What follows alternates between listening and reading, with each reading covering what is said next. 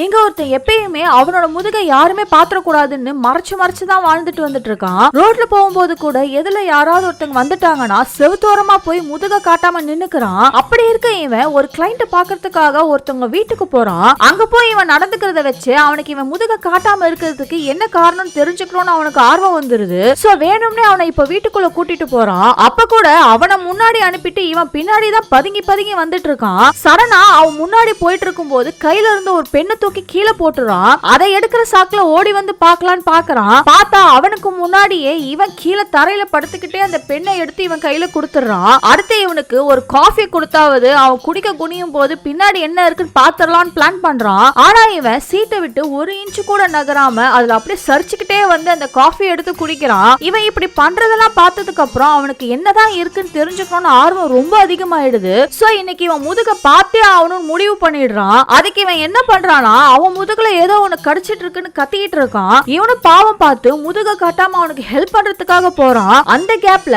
அவன் முன்னாடி இருக்க ஒரு டூல ஒண்ணு திருப்புறான். பார்த்தா இவனுக்கு பின்னாடி ஒரு கண்ணாடிய ஸ்கிரீன் போட்டு மறைச்சு வச்சிருக்கான். ஆனா இவன் திருப்பினதுமே கரண்ட் கீழே விழுந்துருது. அது வழியா இவனோட முதுக அவன் பாத்துறான். ஆனா அவன் முதுகுல அப்படி ஒண்ணும் எதுவும் ஸ்பெஷலா எதுவும் இல்ல.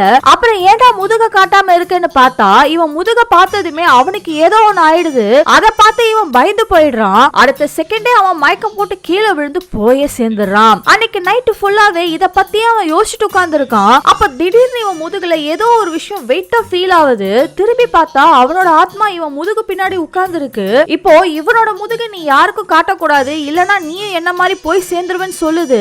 அன்னையில இருந்து இவனும் முதுகை யாருக்கும் காட்டாம பயந்து வாழ்ந்துட்டு வந்துட்டு இருக்கான். கடைசியா அடுத்தவன் முதுக பார்க்க நினைச்சவனுக்கு அவனாவே ஆப்ப தேடி வச்சுக்கிறான்.